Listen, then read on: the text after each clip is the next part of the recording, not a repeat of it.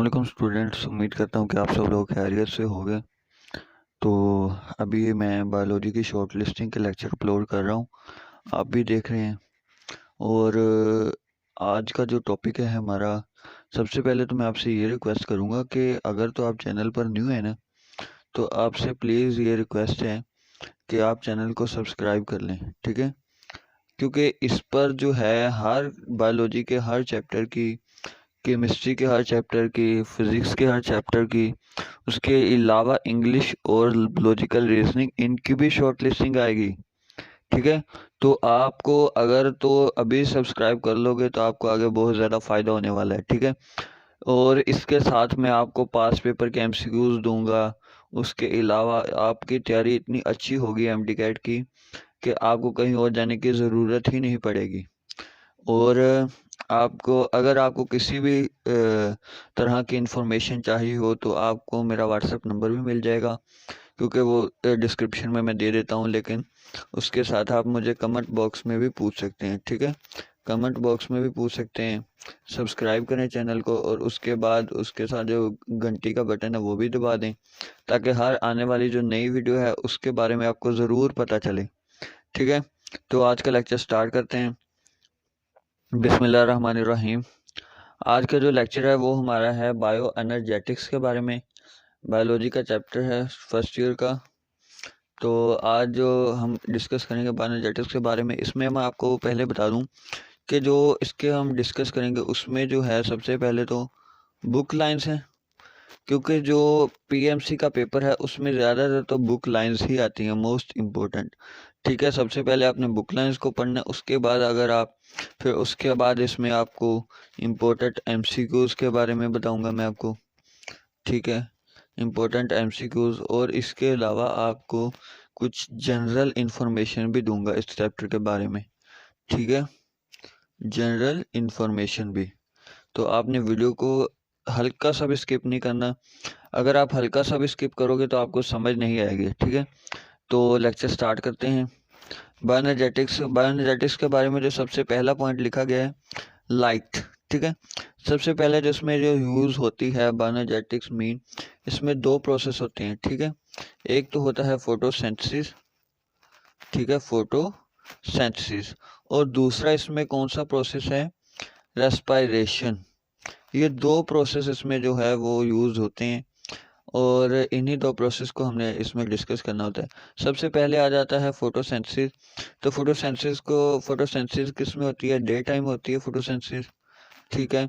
और इसको फोटोसिंथेसिस के लिए लाइट की भी ज़रूरत होती है, ठीक ठीक है। तो हम बात कर रहे थे 40% जो है वो सनलाइट अर्थ पर आती है, ठीक है। जो सनलाइट है ना अर्थ के, सूरज की, वो 40% क्या है, अर्थ के ऊपर आती है, ठीक है। उसके बाद जो है जो मैक्सिमम होती है ना वेवलेंथ जिसमें जो है फोटोसिंथेसिस होती है, उसमें जो है सबसे पहले तो वायलेट ब्लू वेवलेंथ है, जो कह रही 390 से 460 है। उसके बाद रेड है 630 से 700 है। और जो है कैरोटीनॉइड्स, उसकी जो वेवलेंथ है 500 टू 600 नैनोमीटर है, ठीक है। इसमें जो सबसे पहले बात है वो आती है क्लोरोफिल्स की। क्लोरोफिल कौन से हैं, क्लोरोफिल ए जो है वो मोस्ट इम्पोर्टेंट है, ठीक है। ये हर प्लांट्स में आता है। और उसके बाद जो क्लोरोफिल बी है, सी है, बी, सी, डी, ई, ये सभी के हैं एसेसरी पिगमेंट्स हैं। और इनके साथ जो कैरोटीनॉइड्स हैं वो भी एसेसरी पिगमेंट्स हैं। उसके बाद ये कौन से ये ग्रुप ऑफ एल्गी में पाए जाते हैं, सी, डी, ई। और जो क्लोरोफिल ए और बी हैं ये प्लांट्स में पाए जाते हैं, ठीक है। ए और बी कहाँ पाए जाते हैं, प्लांट्स में। उसके बाद लिखा हुआ जी, carotenoids protects chlorophyll from oxidation by oxygen produced in photosynthesis. ये कैरोटीनॉइड्स क्लोरोफिल को प्रोटेक्ट करते हैं ऑक्सीडेशन से, और जो ऑक्सीजन की मदद में होती है फोटोसिंथेसिस जब होती है तो उसके नतीजे में, ठीक है। जो all light observed bye pigment है वो ऑर्गेनिक कंपाउंड में सारी की सारी नहीं होती, वो एज अ हीट भी रिलीज होती है फोटोसिंथेसिस में, ठीक है। जो डे टाइम जो फोटोसिंथेसिस होती है उसमें डे टाइम हीट के तौर पे भी ही कुछ जो है इसकी जो लाइट है वो रिफ्लेक्ट होकर निकल जाती है, ठीक है। उसके बाद इसमें जो है long chain carbon chain form stable and synthetic compounds, ठीक है। सिंथेटिक नहीं, सॉरी, सिमेट्रिक कंपाउंड्स, ठीक है। इसमें जो है लॉन्ग चेन कार्बन जो लॉन्ग कार्बन चेन है वो कौन से कंपाउंड्स बनाते हैं, स्टेबल और सिमेट्रिक कंपाउंड्स बनाते हैं। उसके बाद जो इसमें बताया गया है कि साइटोक्रोम, हाँ जी, साइटोक्रोम बी और एफ इन एटीसी और फोटोसिंथेसिस, ठीक है। जो है साइटोक्रोम, इसके बारे में ये भी है कि साइटोक्रोम्स जो हैं ये प्रोटीन्स हैं, ठीक है। साइटोक्रोम्स क्या हैं जी, प्रोटीन्स हैं। ये ईटीसी मेन के इलेक्ट्रॉन ट्रांसपोर्ट चेन ये इसमें पाए जाते हैं। जो इसमें साइटोक्रोम होते हैं वो ए, बी और एफ होते हैं, ठीक है। उसके बाद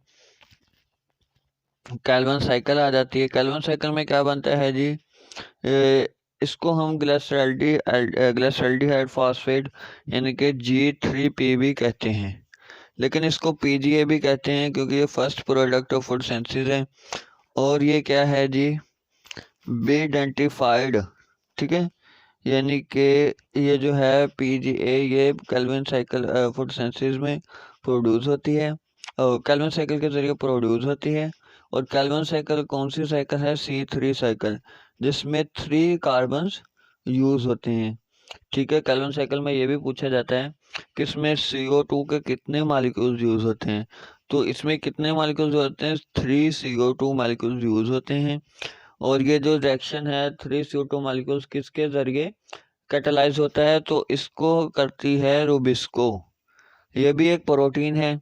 और इसके बारे में ये भी सवाल है कि ये सबसे ज़्यादा सबसे ज़्यादा जो अर्थ पर प्रोटीन पाई जाती है वो रूबिस्को ही है, ठीक है, प्लांट्स में। उसके बाद आ जाता है कि individual do not get energy by direct breakdown of food molecules by the energy cooled, आगे लिखा हुआ है कि heating of all energy wasted, तो उसके आगे हम पढ़ लेते हैं। उसके बाद लिखा गया है कि जो को एंजाइम है, coenzyme a consist of nucleotide and a portion of one of B vitamins, ये लाइन इसकी नहीं है, ये इसमें गलती से आ गई है, इस लाइन को आपने नहीं पढ़ना, ठीक है। उसके बाद जो नीचे लाइन है वो है जी, the carbon of acetyl group entered Krebs cycle oxidize into HNO CO2, नहीं H2O एंड CO2, ठीक है। जो है जो कार्बन एसिटाइल ग्रुप के साथ अटैच होती है ना, उसको हम किस में कन्वर्ट कर देते हैं, CO2 में, ठीक है। उसके बाद लिखा हुआ है कि अल्फा जो है अल्फा कीटोग्लूटरेट वो क्या है, ससिनाइल ग्रुप और कोएंजाइम ए का मिक्सचर है, ठीक है। और ससिनाइल कोएंजाइम ए किसका है, उसके बारे में भी लिखा गया है, वो सक्सिनेट और कोएंजाइम ए इन दोनों का है। इसके बारे में आपने याद रखना है, ठीक है। Energy of substrate use in fermentation of ATP, तो इसको हम क्या कहते हैं, सबस्ट्रेट फॉस्फोराइलेशन, ये भी प्रोसेस है। उसके बारे में नीचे बताया गया है कि उसके बाद जो हैं वो 2 पायरुवेट फॉर्म्ड बनते हैं किसमें जी, 2 turn off Krebs cycle for glucose, ठीक है।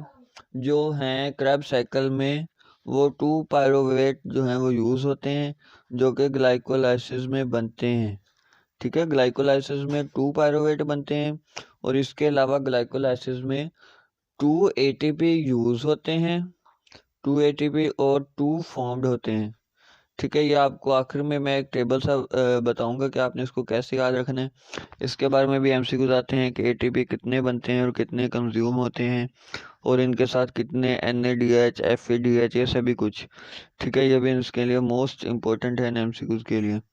उसके अलावा नीचे बताया गया है कि जो हैं इसमें ये क्लोरोप्लास्ट में जो है क्रिस्टी जो कि यू लाइक प्रोजेक्शन है, ठीक है। उनमें क्या होती है, केमी ऑस्मोसिस। ठीक है, कौन सा प्रोसेस होता है, केमी ऑस्मोसिस, और उसके ज़रिए भी जो है वो एटीपी प्रोड्यूस होती है। ठीक है, उसके बाद जो है space between inter and outer membrane, इसको हम कौन सी स्पेस कहते हैं, inter membrane space of mitochondria. ठीक है, उसके बाद जो है उसके बाद जो लिखा गया है कि it forms a gradient H plus ions when move from outside to inside due to down the concentration gradient electrochemical gradient form ATP through ATP synthase complex. ये जो है ना, ये जो हाईलाइट किया गया है एटीपी सिंथेज कॉम्प्लेक्स, ये एक एंजाइम है। ठीक है, एंजाइम है, इसको भी आपने याद रखना है। एटीपी सिंथेज कॉम्प्लेक्स ये किस में पाया जाता है, क्रिस्टी में। ठीक है, ये जो मैंने इनको हाईलाइट किया हुआ है, इस इन चीज़ों को आपने अच्छे तरीके से याद करना है। ठीक है, उसके बाद जो नीचे है प्रोटीन, ये नीचे बताया गया है कि प्रोटीन से क्या बनता है, अमाइनो एसिड, अमाइनो एसिड से अमोनिया, और अमोनिया से एक्सक्रीटेड आउट, ये अमोनिया बाहर निकल जाती है। उसके बाद है जी नीचे फैट्स। फैट्स क्या बनते हैं, फैटी एसिड में फैटी एसिड प्लस ग्लाइसरोल, और ग्लाइसरोल से क्या बनती है, फास्फोग्लिसराइड एल्डिहाइड, और उसके बाद इसको रेस्पिरेशन में यूज़ करते हैं। और उसके साथ जो फैटी एसिड बनते हैं उनको जो हम यूज़ किस में करते हैं, फैटी एसिड को एसिटाइल ग्रुप, और उसके बाद वो क्या बनती है, क्रैब साइकिल में यूज़ होती है। जो है प्लामेटिक एसिड, वो कौन सा है, 18 कार्बन का, और एसिटाइल ग्रुप क्या है, 8 कार्बन का। और इसमें जो है एटीपी, उसमें कितने कार्बन होते हैं, 12। ठीक है, 12 नहीं है, बल्कि ये 129 लिखा हुआ है, लेकिन ये गलत है, इसको आपने 12 ही करना है। ये efficient form of energy by fats. उसके बाद पायरुविक एसिड है, पायरुविक एसिड किस में रिड्यूस होता है, लैक्टिक एसिड में, और 2 एटीपी बनते हैं इसके ज़रिए भी। ठीक है, और इसके साथ एक और एमसीक्यूज है कि जो एनारोबिक जो है एनारोबिक रेस्पिरेशन होती है, उसके ज़रिए कितनी परसेंटेज ऑफ ग्लूकोज के ज़रिए एटीपी बनती है, तो उसका जो सही जवाब है वो 2% है। बुक की लाइन भी है ये। ठीक है, उसके बाद नीचे बताया गया है कि जब CO2 एडेड टू फास्फोफिनॉल पायरुवेट, तो ये क्या बनती है, ऑक्सैलो एसीटेट, और इसके बाद रिड्यूस होके मैलेट। ठीक है, ये भी आपने याद रखनी है चीज़ें, ये किसमें होता है और किसमें, ये कैल्विन साइकिल का प्रोसेस है। ठीक है, उसके बाद इसमें जो इम्पोर्टेंट चीज़ है, इन प्लांट्स मेसोफिल सेल और bundle sheath cell carrying chloroplast. ये एमसीक्यूज बहुत ज़्यादा आती है कि हमने अगर क्लोरोफिल को या क्लोरोप्लास्ट को बल्कि स्टडी करना है तो उसके लिए हम कौन सा सेल लें, तो उसके लिए जो मोस्ट इम्पोर्टेंट है वो मेसोफिल सेल है। ठीक है, मेसोफिल सेल। उसके बाद जो है वो ये बताया गया है कि जो कैल्विन साइकिल का पाथवे है उसमें adaptability by plant in hot dry condition to reduce phosphorylation के, वो फास्फोराइलेशन को कम कर देते हैं। तो यहाँ पे हमारा चैप्टर ये ख़त्म हो जाता है, लेकिन इसके बारे में भी आपको एक और थोड़ी सी इन्फॉर्मेशन मैं दे दूँ कि इसके बारे में जो एमसीक्यूज आते हैं वो सबसे पहले ये आते हैं कि टोटल एटीपी कितने बनते हैं फोटोसिंथेसिस में, तो वो टोटल बनते हैं 30, जो टोटल इसमें बनते हैं वो कितने बनते हैं, 40 बनते हैं। ठीक है, 40, लेकिन उसमें से जो 2 हैं वो खारिज हो जाते हैं, 2 निकल जाते हैं जब हम ग्लाइकोलाइसिस करते हैं, तो उसमें 2 कंज्यूम होते हैं, और 4 निकलते हैं, मतलब कि 2 उसमें से एक्स्ट्रा मिलते हैं। तो 2 इस तरह जो उसमें कंज्यूम होते हैं उनको अगर हम निकाल दें तो 38 बनते हैं। ठीक है, 38 टोटल बनते हैं। और ग्लाइकोलाइसिस में अगर कोई पूछे कि आपसे ग्लाइकोलाइसिस में कितने एटीपी कंज्यूम होते हैं और कितने निकलते हैं, तो उसमें आपने बताना है कि 2 कंज्यूम होते हैं और 4 निकलते हैं। ठीक है, उसके बाद जो इसमें इम्पोर्टेंट चीज़ें वो है कि जो क्रैब साइकिल है, ठीक है, क्रैब्स साइकिल, उसमें कितने FADH2 प्रोड्यूस होते हैं। तो उसमें आपने बता देना है कि 2 FADH प्रोड्यूस होते हैं, और इसमें क्रैब्स साइकिल में ATP प्रोड्यूस नहीं होती, ATP प्रोड्यूस नहीं होती क्रैब्स साइकिल में, ठीक है। उसके बाद जो रेस्पिरेटरी चेन है, इलेक्ट्रॉन ट्रांसपोर्ट चेन है, उसके अंदर जो वो पूछ लेता है कि एंड पे जो ऑक्सीडाइजिंग एजेंट है, ठीक है, एंड वाला ऑक्सीडाइजिंग एजेंट कौन सा है। तो उसमें आपने बताना है कि एंड वाला ऑक्सीडाइजिंग एजेंट है साइटोक्रोम ए, ठीक है। और इसमें जो एंड वाला ऑक्सीडाइजिंग एजेंट बल्कि गलत है, इसमें एंड वाला ऑक्सीडाइजिंग एजेंट आएगा ऑक्सीजन मालिक्यूल, और जो रिड्यूसिंग होगा वो होगा नहीं नहीं, बल्कि यही आएगा, साइटोक्रोम ए आएगा, और जो इसमें रिड्यूसिंग होगा वो होगा ऑक्सीजन मालिक्यूल, जो कि इलेक्ट्रॉन एक्सेप्ट करेगा और ये डोनेट करेगा, ठीक है। और अगर हम इसमें बात करें कि इलेक्ट्रॉन ट्रांसपोर्ट चेन में कितने ATP प्रोड्यूस होते हैं, तो उसमें जो टोटल ATP प्रोड्यूस होते हैं वो हैं 3, ठीक है, एक साइकिल में। अगर हम 2 साइकिल की बात करेंगे तो वो 6 प्रोड्यूस होंगे, ठीक है।